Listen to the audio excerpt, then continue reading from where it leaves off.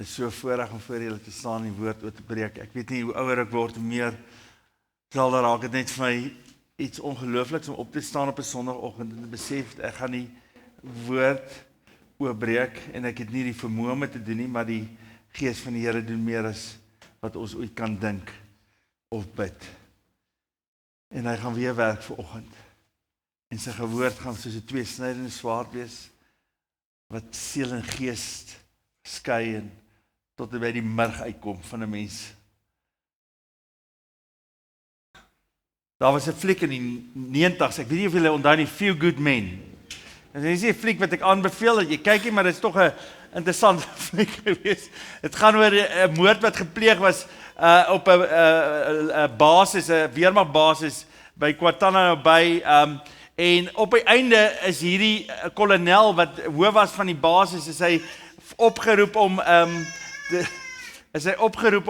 by die hof te wees. En nou Tom Cruise het nog in die fliek gespeel. Hy was die prokureur wat hierdie ou kolonel met hierdie harde kolonel moet breek en dat die getuienis moet uitkom dat hy eintlik die order gee dat hierdie troep moet reggesien word en so en die ouens toe dood ook op die einde. Maar op 'n oomblik staan hy so en hy ondervra hierdie kolonel en hy's besig om hom te intimideer en die volgende oomblik sê die kolonel vir hom, "What do you want from me?" En nou Tom Cruise se karakter kyk en sê, I want the truth. En toe sê die kolonel hierdie epiese woorde, "You can't handle the truth." Onthou julle dit? You can't handle the truth. In 'n sekere sin is dit een van die grootste lyne nog ooit. Want dit is so waar, is dat elke mens nie die waarheid eintlik kan hanteer nie. Ons kan nie die waarheid hanteer nie. Ons vermy die waarheid, soos wat ons die lig vermy. Christian se preek laasweek was so wonderlik.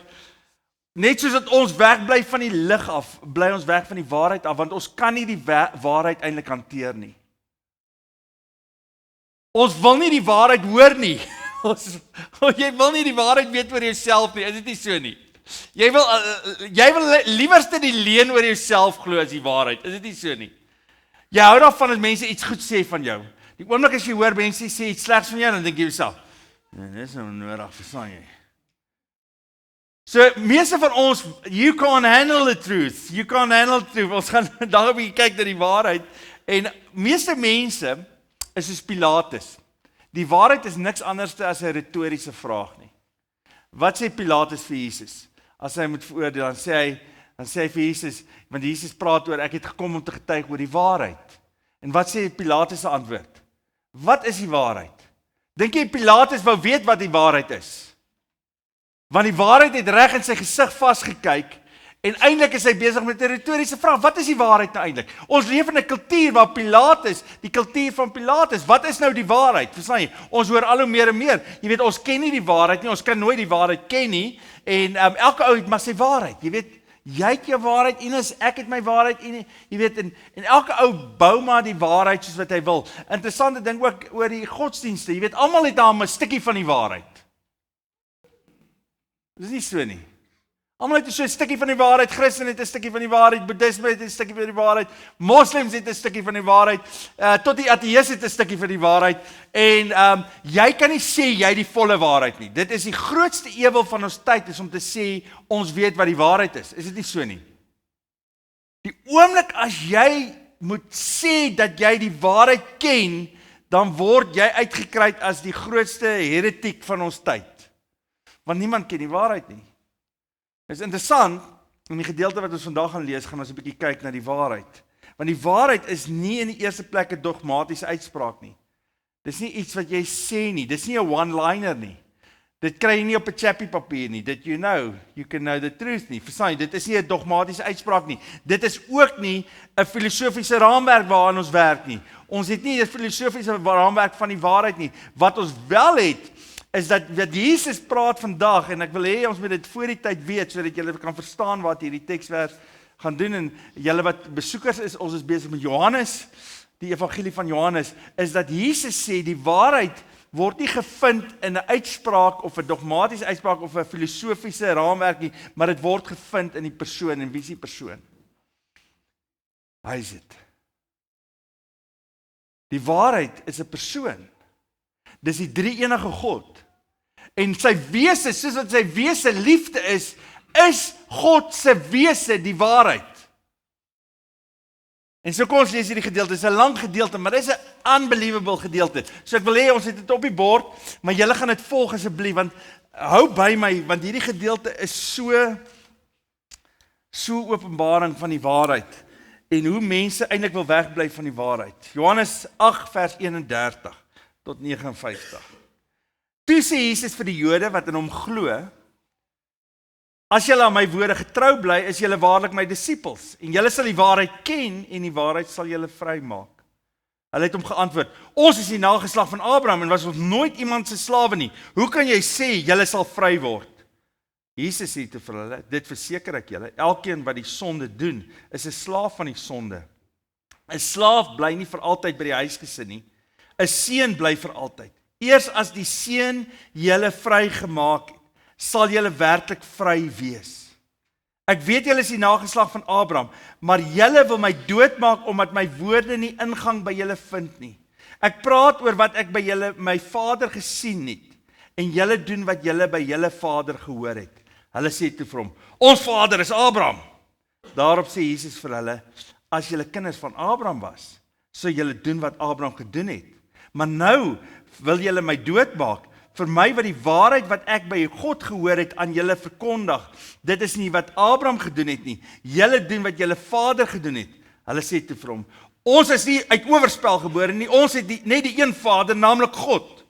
Maar Jesus sê vir hulle, as julle God julle vader was, sou julle my lief hê. Want ek het van God afgekom, en hier is ek nou. Ek het immers ook nie uit my eie gekom nie, maar hy het my gestuur. Waarom begryp julle nie wat ek sê nie? Omdat julle my boodskap nie kan verstaan nie. Julle is die kinders van die duiwel. O mense, daar is 'n Imagine jy sê vir 'n Jood, sy vader, jy wonder hoekom is hy gekruisig. Julle vader is die duiwel. Julle is kinders van die duiwel. Hy is julle vader en julle wil doen wat julle vader wil hê julle moet doen. Hy was van die begin af 'n moordenaar en hy staan nie aan die kant van die waarheid nie, omdat daar geen waarheid in hom is nie. Wanneer hy leentaal praat, is dit volgens sy aard, want hy is 'n leienaar en die vader van die leuen. En omdat ek die waarheid praat, glo julle nie in my nie. Wie van julle kan sonde by my aanwys? As ek dan die waarheid praat, waarom glo julle nie in my nie? Wie 'n kind van God is, luister na die woorde van God. Juist daarom luister julle nie, omdat julle nie kinders van God is nie. Die Jode het toe vir hom gesê, ons het mos gesê, jy's 'n Samaritaan en van die duiwel besete. Ja nee, gooi hulle hom terug met daai ene. Jesus het geantwoord, ek is nie van die duiwel besete nie, maar ek eer my Vader en julle doen my oneer aan. Ek soek egter nie na eer van myself nie. Daar is een wat eer vir my soek en hy is regter. Dit verseker ek julle, as iemand my woorde ter harte neem, sal hy in alle ewigheid nooit sterwe nie. Die Jode sê te vir hom, nou is ons seker dat jy van die duiwel besete is. Abraham het gesterwe en die profete ook, en tog sê jy, as iemand my woorde ter harte neem, sal hy in alle ewigheid nooit sterwe nie. Jy is tog nie groter as ons voorvader Abraham wat gesterf het nie, en die profete het gesterwe. Wie verbeel jy jou is jy? Maar Jesus antwoord, as ek myself verheerlik, beteken my heerlikheid niks. Dit is my Vader wat my verheerlik. Julle sê, hy is ons God, en tog ken julle hom nie. Maar ek ken hom. As ek sê ek ken hom nie, sal ek net soos julle 'n leienaar wees. Maar ek ken hom, en ek neem sy woorde te harte. Abraham, julle vader, het hom daaroor verheug dat hy die dag van my kom sou sien. En hy het dit gesien en was bly. Die Jode sê te vir hom, jy is nog nie eens 50 jaar oud nie, en het jy vir Abraham gesien? Jesus het hulle geantwoord, dit verseker ek julle, voordat Abraham gebore is, was ek al wat ek is. Daai is die mooiste woorde in die Grieks, as jy die Grieks daar lees. Hy sê eintlik vir hulle, voor Abraham, ek is Jahwe. Voor Abraham was ek God. Hulle het toe klippe opgetel om daarmee te gooi, want hulle het verstaan wat hy bedoel. Maar Jesus het gaan skuil en van die tempel af weggegaan. 'n Ongelooflike gedeelte hierdie.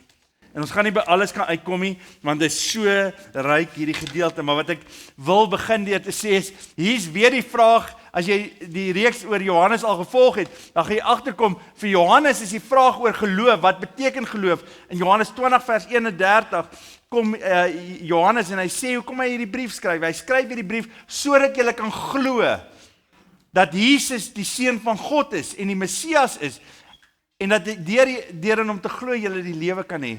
Maar vir Johannes is dit belangrik dat jy sal verstaan wat geloof beteken. En hy beskryf eintlik wat geloof nie is nie en wat ware geloof wel is. Want baie van ons sal sê hierso ons glo. Wie glo dat Jesus se woorde waar is? Kom ons hoor gou dit. Alraai.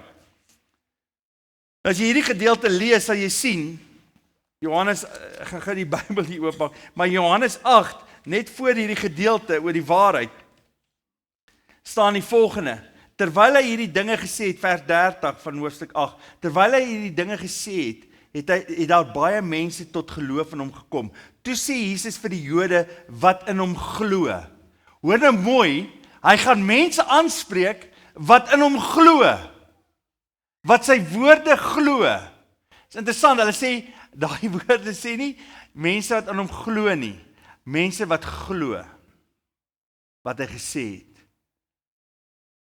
En dis die Jode wat glo, en Johannes is besig hier om 'n baie sterk punt te maak, want hy wil vir jou verduidelik, dat alle geloof nie gelyk is aan mekaar nie. Hier's mense wat glo, en julle het ons gelees wat hy gesê het dan van die Jode, wie is hulle vader, en tog staan daar dat hulle geglo het. Nou hoe het hulle geglo? Hierdie mense glo in sy woorde, en Jesus sê vir hulle, as julle bly in my woorde, sal julle die waarheid ken, en die waarheid sal julle vrymaak. Weet jy wat's interessant? Daar's baie mense vandag wat glo, wat in die kerk van die Here Jesus sit, wat glo die woorde van die skrif, dat dit die woord van God is. Maar hier's iets meer daaraan. Want wat sê Jesus? Dis nie net genoeg dat jy glo dat die woorde waar is wat hier staan nie, en dat dit God se woord is nie, maar jy moet in die woord bly. Dis eintlik wat die Grieks sê, die woord hierso is mena. En ons het al gepraat oor in bly, dis 'n woord wat voorkom in die hele Johannes Evangelie. 23 keer kom hierdie woordjie mena voor. En veral in Johannes 15 kom hierdie woordjie voor. Dan sê hy vir sy disippels, as julle in my bly, sal ek in julle bly. As julle in my liefde bly, sal my liefde in julle bly. En so die hele gedagte daarvan, die woordjie mena beteken om eintlik huishouding op te sit by iemand. Om in iemand in die huis te gaan en daar te bly. Dis wat dit beteken. So geloof is wanneer jy bly in die woord en wat die woord jou lewe bepaal. En dis die verskil. Hier is die verskil. Weet jy wanneer die waarheid is wanneer die woord van God, wat die waarheid is, begin in jou lewe transformeer en verander. Jy sien, hier is waar meeste mense in die voet geskiet word. En Jesus praat vir Jode wat aan hom glo. Hulle het nou alles gehoor wat hy sê, oor die lig, en dit maak so baie sin. Jesus is die Messias. En hy sê, nee, hierdie woord, hierdie waarheid moet in jou lewe bly. Dit moet reflekteer in jou lewe. As jy die woord lees en leef, dan moet dit reflekteer in elke liewe besluit wat jy doen, en elke liewe, dan weet jy glo. Geloof is nie 'n uitspraak net nie. Geloof is nie om hier te sit en sê, ja maar Fred, ek glo dit. Wys vir my wat Jakobus sê, hier's waar Jakobus inkom. Hy sê vir my, wys vir my jou geloof, en ek wys vir jou dade wat wys dat ek glo. En dis presies wat Jesus hier sê. Hy sê vir hulle, wie wat julle sê julle glo in my, maar bly my woord in julle, want as my woord in julle bly, sal julle die waarheid ken, en die waarheid sal julle vrymaak. Die waarheid is niks anders as 'n lig wat skyn nie. Die woord is niks anders as 'n lig wat wil skyn in my lewe en wys waar is die Here besig om in my te werk nie. Dis die waarheid. As jy die woord lees, dan lees jy, hoe meer jy die woord inneem, hoe meer besef jy, dis die waarheid, en hoe meer die waarheid in jou lewe skyn, hoe helderder skyn die lig op ons. Nou, daar's twee reaksies op dit. Die een is jy hardloop weg. Die een is jy bly die leuen glo, Jy hoor die waarheid, maar jy dink jy sê, ek wil dit nie hoor nie, ek wil liewer die leuen glo. En die ander een is om in die lig te staan sodat die lig jou kan reinig. Kan skoonmaak. Die waarheid jou vry kan maak. Jy sien, hier is die probleem. Die waarheid verkondig iets van wie jy is. Hoor jy, toe sê Jesus vir die Jode wat in hom glo, as julle aan my woorde getrou bly, is julle waarlik my disippels. Daai getrou bly is Menna, as julle in my woorde bly, dan sal julle waarlik my disippels wees. En julle sal die waarheid ken, en die waarheid sal julle vry maak. Die waarheid op hierdie oomblik, as jy die skrif lees, dan kom jy agter, nie die waarheid openbaar wie jy is en wie God is. Dis twee goeders. Dit openbaar wie God is, maar dit openbaar ook wie ek is. En wat is hierdie ding is? Dis die laaste ding wat jy vir 'n Jood moet sê is, dat hy 'n slaaf nog is. Verstaan julle dit? As Jesus sê die waarheid sal julle vrymaak, onmiddellik verloor hulle die Jood. Want die Jood sê, ons is nie 'n slaaf van iemand nie. Ons is uit Egipte bevry. Hoe kan jy nou vir ons sê ons is weer slawe van iets? Maar dis wat die waarheid doen. Hy openbaar wat jou stand is op hierdie oomblik van jou lewe. En Jesus sê, die waarheid, as jy die waarheid ken, sal die waarheid julle vrymaak. En hulle sê, daar verloor hulle by Jesus en hulle sê, ons is goeie mense. As jy die waarheid hoor oor jou lewe, sê maar iemand sê vir jou iets waarvan jy nie, wie het al vir jou iets gesê wat jy nie van hou nie? Gewoonlik is jou boetie of jou sussie. Is gewoonlik familie. Gewoonlik. Familie is nie bang vir jou te sê presies wat hulle sien in jou nie, nê. Jou vrou het vir jou iets gesê en nou is jy kwaad vir haar, sal jy? Want jy wil dit nie hoor nie. Jy wil hoor iemand wat vir jou sê, ag, jy's wonderlik man. Alles is so perfek, verstaan jy? Die oomblik as iemand vir jou sê wat jy fout doen of wat jy nie wil hoor nie, dan is jy kwaad vir daai persoon. Is dit nie so nie? Wie het al gesê vir iemand baie dankie dat jy dit vir my geopenbaar het? Ag, ek is so bly. Dankie Willem, is dit Nelien? Nelien wys vir jou, sy is die waarheid in jou lewe. Maar hier is die ding, baie min mense kan die waarheid hoor en sê, prys die Here, ek is so bly jy het dit vir my geopenbaar. Dankie Here dat ek dit weet. En hier sê, wat is ons eerste reaksie? Ja, maar ek is al 'n goeie mens. Wie ek is nie. Dis wat die Jode sê. Jode sê, weet julle nie wie ons is nie? Ons is die vader van Abraham. Weet jy nie dat ek kerk toe gaan elke Sondag nie? Wie het daai al gehoor? Wie jy's verlore. Wat bedoel jy? Ek gaan ook Sondag kerk toe. Ek doen ook die regte goeders. Ek gee vir die armes. Dis die gewone reaksie as jy gekonfronteer word met die waarheid, is die eerste reaksie om jouself te verdedig deur om al jou beste attributes voor te gooi en vir jou te sê hoe geestelik ek is. Verstaan jy wat ek alles reg doen, hoe ek alles doen. Verstaan jy? En dis presies wat hierdie mense doen. Weet jy nie dat ons Abraham se kinders is nie? En dan Jesus se woorde, die duiwel is julle vader. Sjoe. Mense. Dit is een van die radikaalste woorde. Imagine, dis die vinnigste om jou gemeente leeg te preek. Verstaan jy? As jy wil 'n gemeente leeg preek en sê, wie is julle vader, die duiwel? Jy luister na hom. Maar julle wil nie na my luister nie. Julle doen nie wat ek sê nie. Julle lewe is nie in die woord nie. Julle sê julle glo in my, maar julle hart is ver van my af want dit reflekteer nie in julle lewens nie. Daarom het die waarheid julle nooit vrygemaak nie. Want as julle vrygemaak is, sal dit gereflekteer word in julle lewe. Maar julle doen wat die duiwel sê want hy is die leienaar en julle glo die leuen op hierdie stadium. Dis 'n scary thought. Jy sien, ons het altyd geglo net duiwelaanbidders is jy weet. Onthou jy daai tyd, dan kom praat die oom met jou oor duiwelaanbidding. Verstaan jy, wat was hy oom se naam, wat baie gepraat oor duiwelaanbidding? Ek weet nie wie, oral was die duiwel, verstaan jy, duiwelaanbidding. En jy moet versigtig wees met die duiwelaanbidders. Verstaan jy, is interessant geweest, my maat eendag in so 'n praatjie opgestaan, ek was in gips geweest in graad 11, ek kon nie uitstap nie, toe stap sy uit en sê vir die predikant, luister, ons wil hoor hoe ons verlos word, nie oor wat die duiwel doen nie. Verstaan jy, in elk geval, dis 'n storie van 'n ander tyd. Maar imagine die ding, is om te sê, dat jy die kind van die duiwel is. Kan Afrikaners kinders van die duiwel wees? Nee, maar ons is almal Christelik. Is dit nie?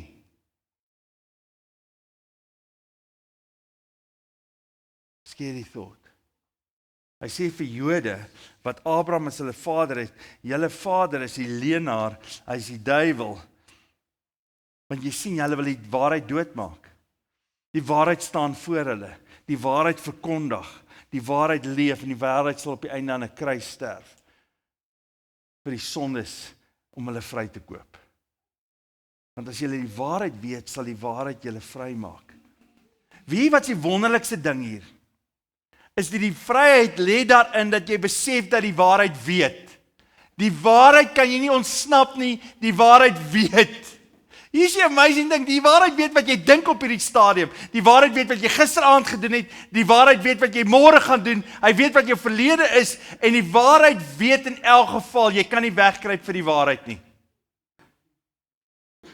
En al maak jy wat se storie op, en vanoggend sit jy hier en jy hoor hierdie woord, en jy dink myself, Fred, dit is taaf, verstaan jy, weet jy nie dat ek daarom 'n Christen is nie? My paale was Christene, my maale was Christene, my oupa hulle was Christene, wonderlik, daar's 'n verbondsding daarin, maar as jy nie besef dat jy moet vrygekoop word nie, is jy nie vry nie, en as die waarheid nog nie geskyn het in jou lewe, en daai deel geopenbaar het in jou, wat jy vir almal probeer wegsteek het nie, leef jy nie in die waarheid nie. Want die waarheid weet.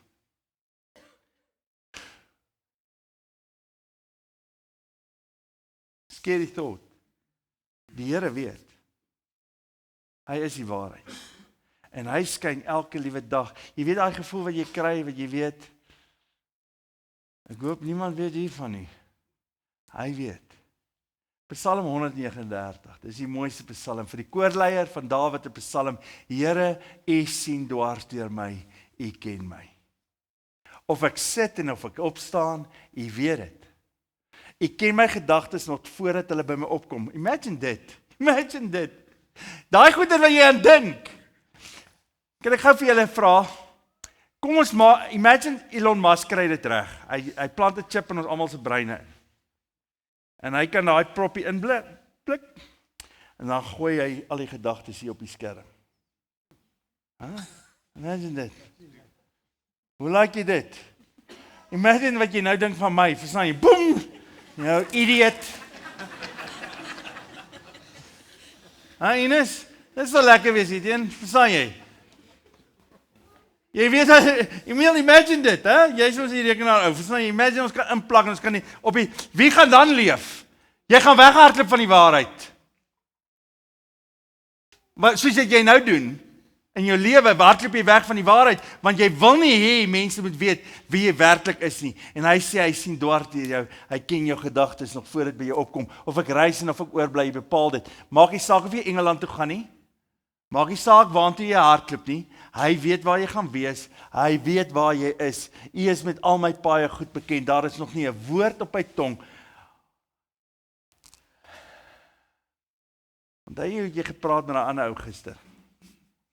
Daar was nog nie 'n woord op jou tong, of hy het geweet wat dit gaan wees nie. Of U, Here, weet wat dit gaan wees. U omsluit my van alle kante, U neem my in besit, die wete oorweldig my. As daai wete jou nie oorweldig nie, wie voel scared op hierdie stadium? Die vrees van die Here pak jou beet op hierdie stadium. Niemand, okay, net ek. Alright, wonderlik. Dit is te hoog vir my begrip. Waarheen sou ek gaan om die gees te ontvlug, die gees van die waarheid te ontvlug? Waarheen sou ek vlug om aan die teenwoordigheid te ontkom? Klim ek op na die hemel? Is hy daar?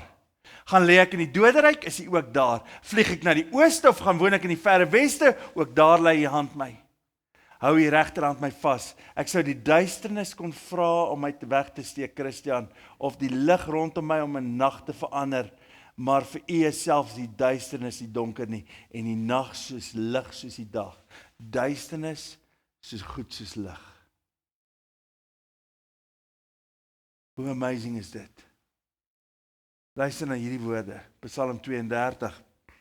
Dawid word gevang in oorspel. Hy dink niemand sien hom nie. Hy leef nie in die waarheid nie. Hy leef in duisternis. En hy hou dit toe vir almal, want hy is die koning, hy kan dit toemaak. Hoor wat sê in Psalm 32, toe hy uitgevang word, dit gaan goed met die mens, wie sy oortredings nie gestraf word nie, wie sy sonde vergewe word. Dit gaan goed met die mens vir wie die Here die oortreding nie toereken nie, en in wie se gees daar geen valsheid is nie. Toe ek oor my sonde geswyg het my liggaam uitgeteer soos ek heeldag om hulp geroep het. U hand het dag en nag swaar op my gedruk. My krag het opgedroog soos die water in somerhitte. Selah. Jy sien, dis die probleem, hoekom ons vrygekoop word. Ook as kinders van die Here, is daar baie keer wat ek in die duisternis leef, oor 'n deel in my lewe, of in die leuen leef, en nie in die water nie. En die oomblik as 'n kind van die Here dit doen, dan is dit soos water wat opdroog in sy lewe. Daar's geen meer lewende water in jou lewe wat uitspoel nie, want jy droog dit op, want jy dink by jouself, niemand weet nie, en die Here weet. En hy sal nie sy kind toelaat om in 'n leuen te bly leef nie.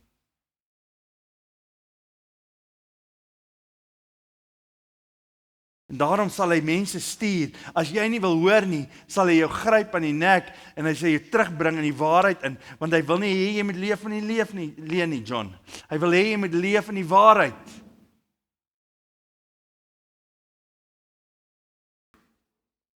Want hy weet. Dis die interessantste ding. Wanneer jy weet God is teenwoordig in jou lewe en hy weet. Wanneer jy weet op 'n dag en jy sit in jou kamer en jy is besig om iets te kyk wat jy nie moet kyk nie. En jy weet, interessant, wanneer sit jy die televisie die vinnigste af? As hy instap. Of wanneer sit jy die televisie? Onthou jy daai tyd toe jy iets gekyk het en jou ma stap in die kamer in? Nee, jy nie. Alright, net ek. Alright, jy probeer daai channel op en elke keer as jy hom hop in die verkeerde rigting, verstaan jy? En jy dink, ja, sy weet. Imagine ons het so in die teenwoordigheid van die Here geleef, dat elke keer as ek iets sê, en het klaar gesê, dan weet ek, hy het dit geweet. Hoe weet jy, iemand weet dat God teenwoordig is in hulle lewe, is die belydenis wat hulle mee leef. Nie dat hulle nie sonde doen nie, maar dat hulle in belydenis leef, want hulle weet die Here het geweet. Wat sê Josef? Dis 'n ongelooflike verhaal, Andre. Josef sit by hierdie Potifar se vrou. Sy sien die jong man, sy wil by hom slaap, en dan kry sy hom eendag as niemand in die huis nie.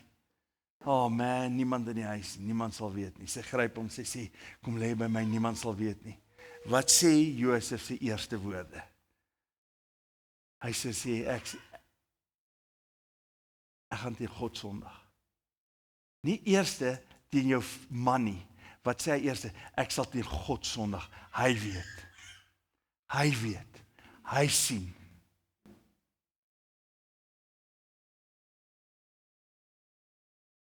En daarom is 'n kind van die Here se grootste vryheid is om te erken dat die Here weet. Is interessant vir my, wat hartseer is vir my baie keer van die kerk van die Here Jesus. As ons praat, ek het nou vandag baie lekker my baadjie aangetrek. Susan het my aangetrek. Het lyk pragtig. Dis nou. Al moet ek dit self sê, Janne. Nee. Dis 'n amazing ding. Die kerk van die Here Jesus is baie keer die plek van die grootste valsheid. Dis hoekom community so moeilik is dit nie so nie? Want community, hoe nader jy iemand leef, hoe meer kom jy agter, ek hou nie eintlik van die persoon nie. Hulle het kwai foute. Dis hoekom die huwelik 'n openbaring is van wie ek self is. Verstaan jy, solank mense ver van my af is, dan sê Tannie Alida het gesê, "Yes, jy's al 'n wonderlike mens." Dan dink ek myself, hier kom Susan, sy moet net nie met Susan praat nie. Verstaan jy, dan gaan sy ander. Maar hier is die ding, meeste van die kerk van Jesus is nie eerlik nie. Hulle leef nie in waarheid nie, hulle leef in 'n leuen, want hulle probeer vir mekaar voormaak asof hulle die beste mens is. En besef jy nie dat Christus jou vrygekoop het en dat jy nie jouself gered het nie, maar hy het jou gered, en is juis ons gebrokenheid wat ons in jubel, want in sy gebrokenheid word Christus verheerlik. En daarom moet die grootste getuienis wees, ons belydenis dat ons swak is.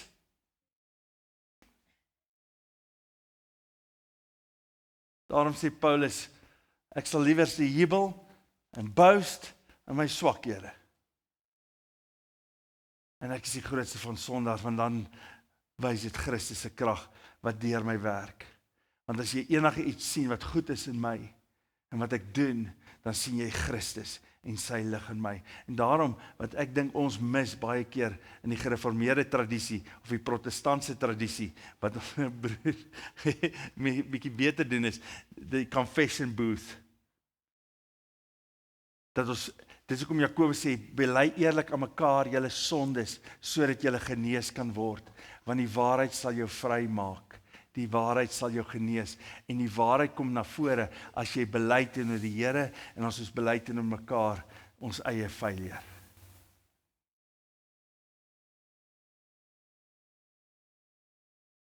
Het is interessant, ek lees nou 'n boek van J.D. Vance, die vice-president comedian, hy het 'n geloofservaring gehad, maar hy sê nogal interessante dinge, hy sê die moderne mens wil nie glo dat daar God is nie. Hy sê, maar in 'n sekere sin doen hulle nog steeds die Christelike rituele. Hy sê, as mense, in plaas van, hy sê, Rooms-Katolieke, hy sê, maar in plaas van mense in 'n confession booth gaan, jy weet, waar die priester sit, en jy sê vir hom, jy weet, ek het gesondag, hierdie week het ek dit gedoen, en dit gedoen, en dit gedoen, verstaan jy? Hy sê, gaan hulle na die sielkundige toe, sit by hulle, en praat met hulle oor hulle grootste failures. Hy sê, maar as een ding missing, in die booth van die wêreld is daar nie vergifnis of genade nie. Daar's niemand wat vir jou kan sê, jy is my kind, en ek spreek jou vry nie. Die wat sê hulle het nie sonde nie, is die waarheid nie in hulle nie, maar die wat hulle sonde bely, hy is getrou en regverdig, hy vergewe ons van elke ongeregtighede. Die waarheid sal jou vry maak. Hoekom wil jy dit nie oopmaak nie? Want jy glo die leuen, dat hierdie ding nie vergewe kan word nie.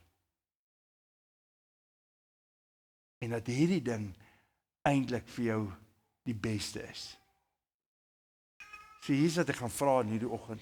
Dis hoekom Jesus sê, kom vra vir hierdie twee vrae.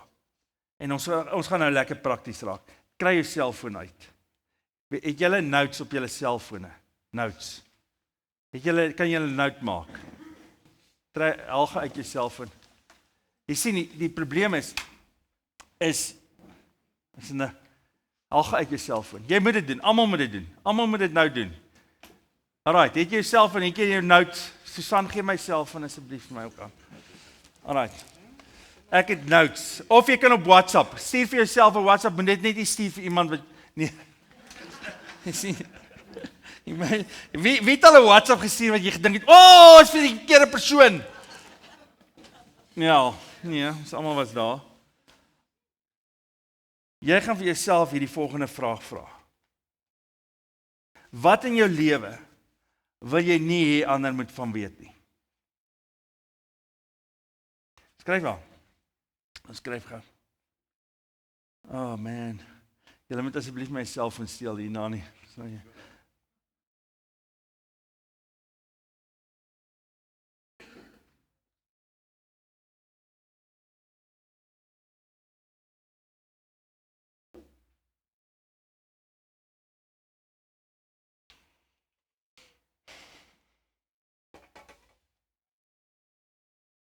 Het julle hom? Alright. Jy sien, dis daai ding van die leuen wat wil hê niemand moet dit weet nie, nie eers jy moet dit weet nie. Interessant genoeg, ons lieg die meeste vir onsself, is dit nie so nie? Ons lieg die meeste vir onsself. Jy praat, die mens waarmee jy die meeste praat, jy geweet is met jouself. In sy boek, Martin Lloyd Jones skryf in sy boek The Cure for Depression, Spiritual Depression, sê, when you wake up in the night time, I say, don't listen to yourself, speak to yourself. I say, but when you listen to yourself, it's all lies. It's all lies. Ek gaan nie hierdie ding kan maak nie. Hierdie ding gaan nie werk nie. Die Here, Al jou bekommernisse is leuns. Elke liewe bekommernis wat jy op hierdie oomblik het, is 'n leuen. Jy het dit geweet. Jy glo 'n leuen. So wat 'n leuen is die tweede vraag. Wat 'n leuen leef jy en glo jy op hierdie stadium? Wat 'n leuen glo jy en leef jy op hierdie stadium in jou lewe? Dis interessant, vinnige ding is, ek dink dis hoekom die AA, die een ding wat hulle gesê het, as jy 'n AA lid is, die eerste ding wat jy moet erken, dat jy alkoholist is. Nee, ek drink net so nou en dan. Dis die grootste, moeilikste ding om vir mense te erken, is om te sê, ek het 'n probleem.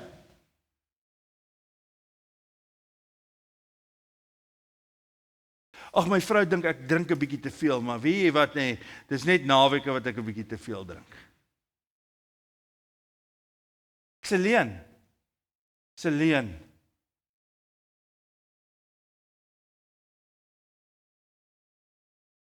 So wat 'n leuen glo jy op hierdie stadium? As jy dink aan jou haat wat jy het teenoor ander mense, dis 'n leuen. Elke keer as jy die haat ervaring het vir iemand anderste, dis 'n leuen. Haat jy iemand op hierdie stadium? Nee, ek hou net nie van hulle nie. Dis 'n leuen. Dis 'n leuen.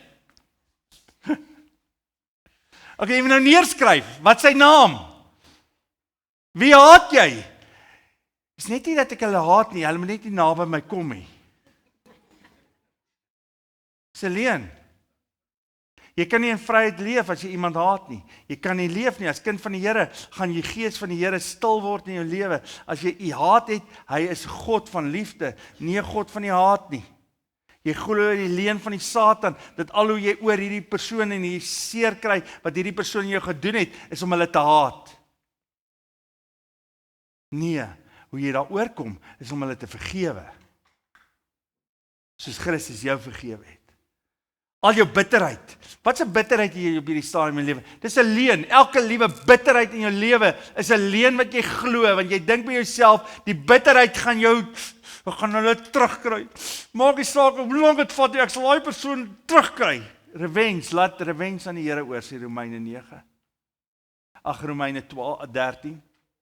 Laat dit oor aan die Here. Dis die waarheid. So in plaas om na jouself te luister, na jou vlees te luister, want jou vlees gee altyd die leuen, praat met jou vlees die waarheid, sê jy is dood vir my. En in die oomblikke vergewe ek, soos dat Christus my vergewe het.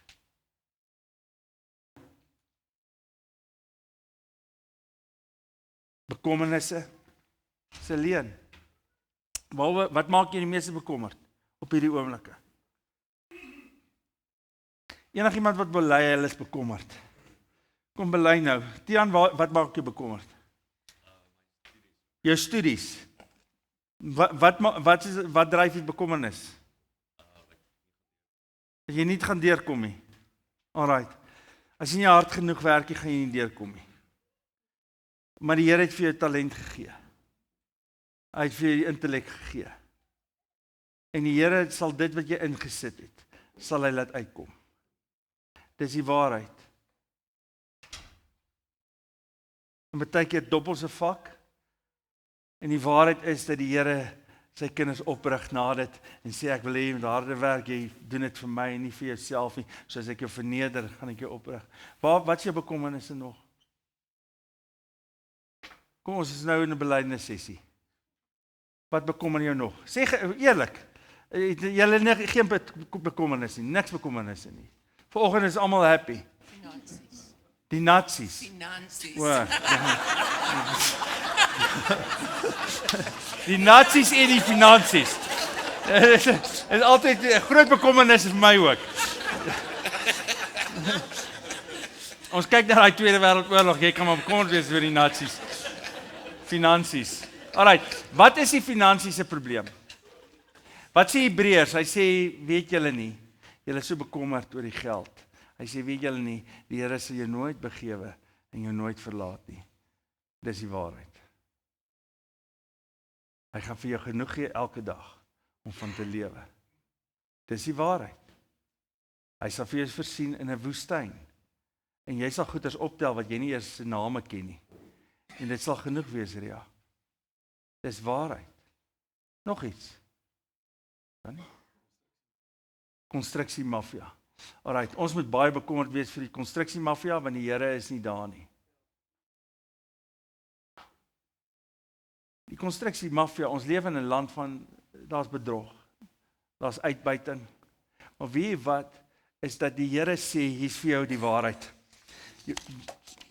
Johnny, ek het vir jou waarheid. En dit is 'n teksvers, dis asof die Here hierdie teksvers vir Suid-Afrikaners geskryf het, van elke volk, taal en nasie, vir hierdie tyd waarin ons nou is. En hierdie is die waarheid. Psalm 37, moet jou nie ontstel oor skelms, Johnny, en jou kwel oor skurke nie. Want soos gras vergaan hulle gou, en soos groenigheid verdwyn hulle sommer. Vertrou liewer op die Here, en doen wat goed is. Woon en werk rustig voort. Vind jou vreugde in die Here, en hy sal jou gee wat jou hart begeer. Laat jou lewe aan die Here oor, en vertrou op hom, hy sal sorg. Hy sal jou onskuld laat deurbreek soos die son, jou reg soos die helder lig van die middag. Daarom moet jy in stilte op die Here vertrou, en jou nie ontstel oor die voorspoedige lewe van skelms nie. Moenie kwaad word nie, laat staan die woede, moet jou nie ontstel nie, dit bring net ellende. Dis die waarheid. Dis die waarheid. Hoekom ontstel ons so? Miskien is dit omdat ons te veel het om te verloor in hierdie lewe. Ons het met niks ingekom nie. En ons gaan met niks uit nie. Maar ons erfdeel is heaven. Is Christus. Dis die waarheid.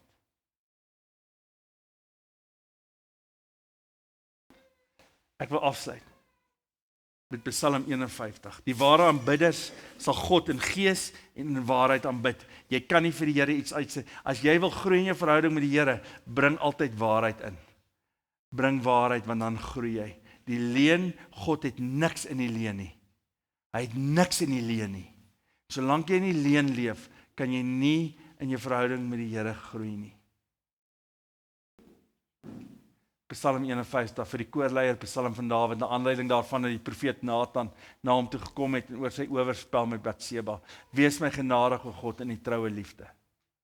Wis my oortredings uit in die groot barmhartigheid. Was my skoon van my skuld, reinig my van my sonde. Ja, my oortredings ken ek, en van my sonde bly ek altyd bewus. Teen U alleen het ek gesondig. Ek het gedoen wat verkeerd is in U oë. U uitspraak is dus reg en U oordeel regverdig.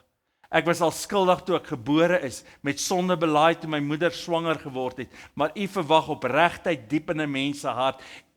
You expect the truth. Laat ek dan diep in my binneste weet hoe U wil hê dat ek moet lewe.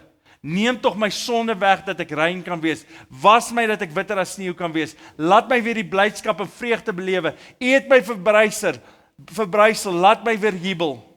Moet tog nie agslaan op my sondes nie, wis al my skuld uit, skep vir my 'n rein hart, o God, vernuwe my gees en maak my standvastig. Moet my tog nie van U af wegdryf en die Heilige Gees van my af wegneem nie. Laat my weer die blydskap ervaar van iemand wat deur U verlos is. Laat my U weer met toewyding dien. O Vader, in hierdie oomblikke bid ek vir U kinders, dat hulle in die waarheid sal leef. Dat hulle lewe een groot oop deur sal wees vir U teenwoordigheid en die Heilige Gees om in te kom en die lig helder te laat skyn in ons lewens. Vader, elke donker plek in hierdie oomblikke kom skyn. Bring die waarheid, Vader, en maak ons vry om as vrygekooptes te leef. Amen. In hierdie oomblikke staan ons vir die Here, so ons kan in sy lig en sy waarheid is gevul met sy liefde. Die twee is nie apart van mekaar uit nie. Sy liefde en sy waarheid is een en dieselfde. Want sy waarheid kom in liefde sodat jy kan vry wees. En ek wil vra vanoggend, kan jy voor die Here bely, maar ek dink Jakobus sê ons moet mekaar ook kan bely. As jy iemand het, jy moet iemand hê waarmee jy kan vertrou, sodat God se waarheid deur daai persoon na jou toe kan kom. Sodat jy kan bely. Ons het mekaar nodig. Ontvang die seën van die Here. Die genade, hierdie is die waarheid, hierdie is die waarheid. Die genade van ons Here Jesus Christus. En die liefde van God ons Vader. En die gemeenskap met die Heilige Gees sal met ons wees en bly. Vandag en môre en totdat Jesus ons kom haal. Amen.